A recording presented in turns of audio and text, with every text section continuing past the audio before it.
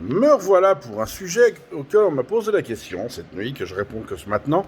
Vous m'excusez, on est samedi, j'ai fait la grasse mat, j'ai fait mes cours, j'ai pris l'apéro avec les copains, on a mangé des petites pizzas, on a regardé le Grand Prix de Formule 1, de Formule 2, pardon. Donc, ouais, je vis, ouais. Ouais, je vis. J'ai une vie, oui, j'ai une vie. Oh là là. Ouais, c'est l'avantage en fait d'être divorcé, c'est que tu vis avec tes potes, tu vois tes potes, tu fais ce que tu veux et tout. C'est vachement cool d'être divorcé.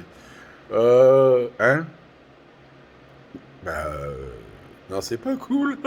En fait, c'est la vie, on s'en branle. Hein. T'es marié, t'es pas marié, ça va rien changer à ta vie. Non, mais c'est vrai. Bon, enfin, bon. En parlant de mariage, parce que... Ah, la transition. Oh putain, je suis fort en transition. Hier, j'ai un jeune homme qui m'a contacté, français, mais français, hein, pas binational.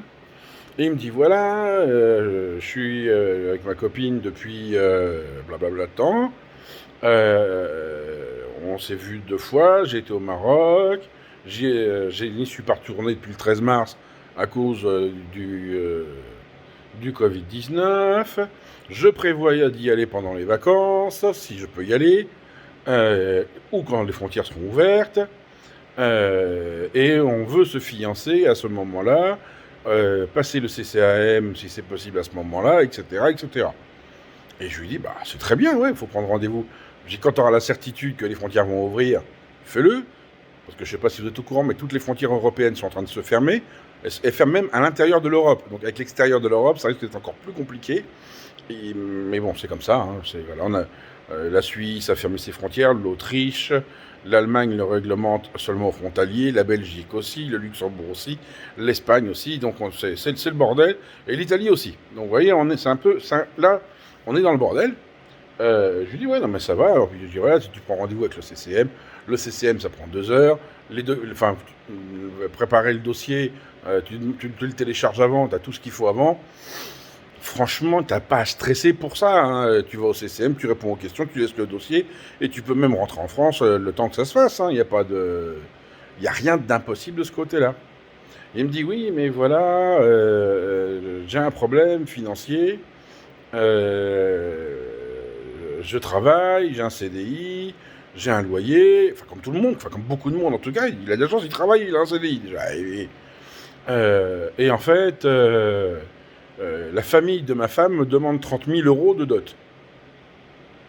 Je regarde, je dis quoi? 30 000 euros de dot? Oui, parce qu'en fait, ils disent que c'est une fille de famille, nanani, nanana.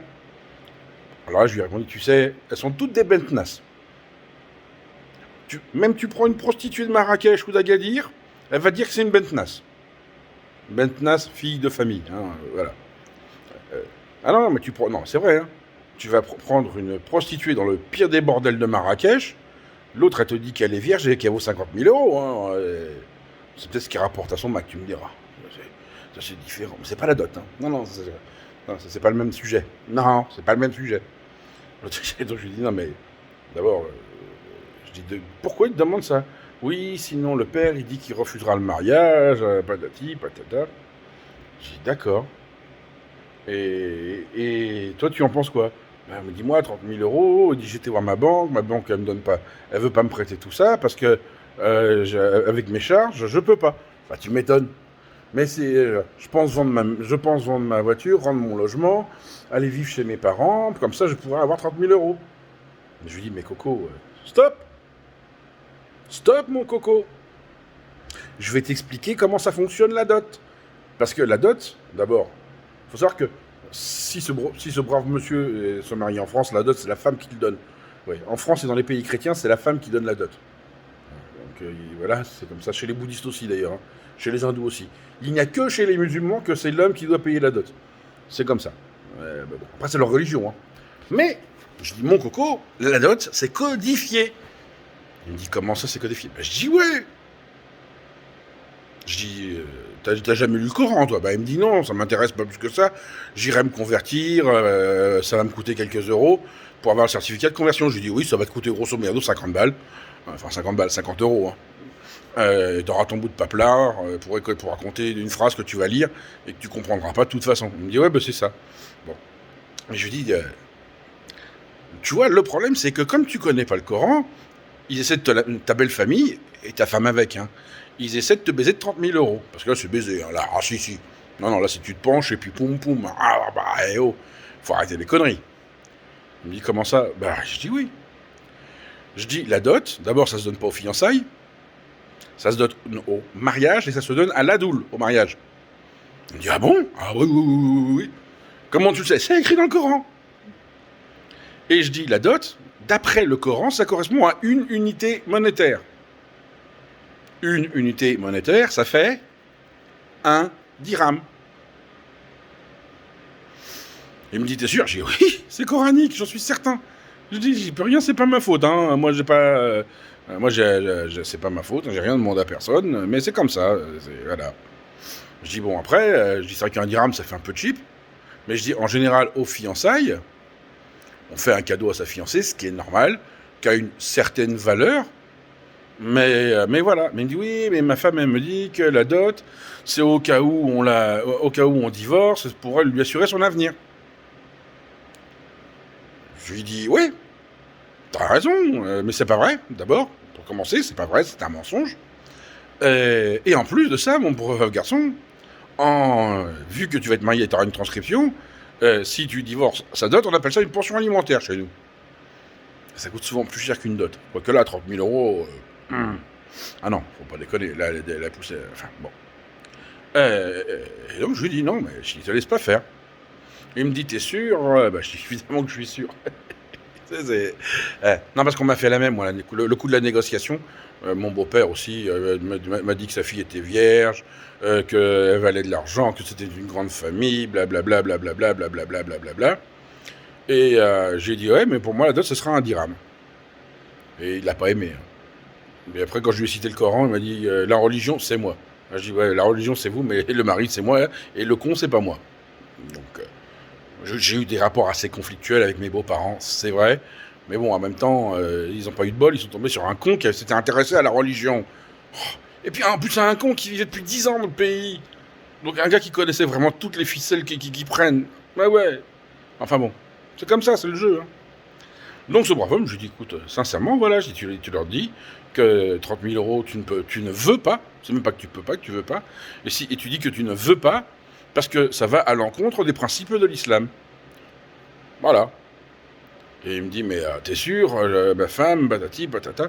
J'ai dit, si ta femme, elle existe 30 000 euros, c'est que c'est une pute. C'est pas ta femme, c'est une pute. Voilà. Ah ben moi, j'appelle un chat un chat. Hein, voilà. Et donc, il a appelé sa copine, il l'a appelée, hein, il a parlé avec elle. Ça a duré 45 minutes à peu près, parce qu'il m'a rappelé au bout de 45 minutes.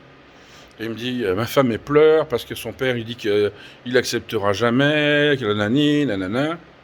Bah, j'ai dit, tu sais quoi, t'as gagné 30 000 euros, et t'en trouveras une mieux.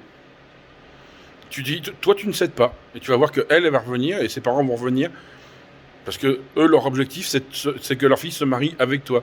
Ils ont essayé de te voler de l'argent, parce que c'est du vol, hein. C'est bon, l'escroquerie, si vous voulez. Ils ont essayé de te voler de l'argent, ça n'a pas marché, mais vu la famille, leur volonté, c'est que leur fille, elle aille en France. Hein. Bah, c'est une évidence. Là, leur fille, elle va pas... Là, le coup amour, il n'existe pas. Bon, je ne l'ai pas dit comme ça, mais bon, il va voir la vidéo, donc il va le comprendre. Non, mais il n'y a pas d'amour. Quand une fille préfère dire je ne me marie pas avec toi si tu ne me donnes pas 30 000 euros parce que ça ne plaît pas à mes parents, il n'y a pas d'amour là-dedans. C'est que la fille, elle voulait... C'est un tapin. Elle voulait prendre 30 000 balles et venir vivre en France, en pensant vivre comme une reine, etc. Et moi, personnellement, si j'étais lui, la fille, je lui dis, écoute, tu sais quoi, tu vas chercher un autre pigeon, casse-toi, connasse. J'ai perdu 2 ans de ma vie avec toi, c'est déjà beaucoup. Voilà. Donc la dot, c'est ni plus ni moins qu'une négociation commerciale maintenant. Alors ça ne doit pas être une négociation commerciale.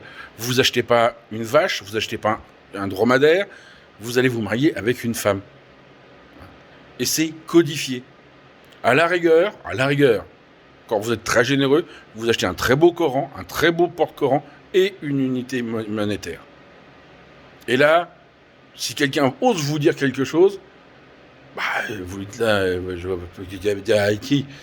j'ai fait le truc 100% comme l'idéal du prophète. Et c'est ce que le prophète préconisait. Ah bah oui, parce que Il y a le Coran, puis il y a le prophète. Mais comme le prophète dit, il faut donner un porte-Coran, un Coran et une unité monétaire, bah, il suffit de donner un Coran, un porte-Coran et une unité monétaire. Voilà. Donc voilà la dot, ce que c'est. Donc vous faites pas avoir, hein, messieurs. Les filles, vous en avez rien à foutre, parce que voilà. Vous pouvez demander une dot par contre à votre époux, et vous allez voir qu'il va beaucoup moins vous aimer si vous demandez une dot. D'un seul coup, si vous demandez une dot, il va avoir des boutons, hein. Ah non, non, non, ça va le stresser, hein. Ah non, non, non, mesdames, demandez pas à votre homme une dot. Bien que normalement, ils vous en doivent une. Bah oui. Mais vous êtes européenne, donc vous êtes des vaches à lait. Ne l'oubliez jamais. Oh, ça va pas plaire ce que j'ai dit. Oh, mon Dieu, ça va pas plaire. Mais c'est la vérité, vous le savez très bien. Sur ce, bon samedi. J'aurai peut-être d'autres trucs à vous raconter, mais peut-être pas aujourd'hui, hein. Oh. Et soyez heureux, rendez heureux. Ciao!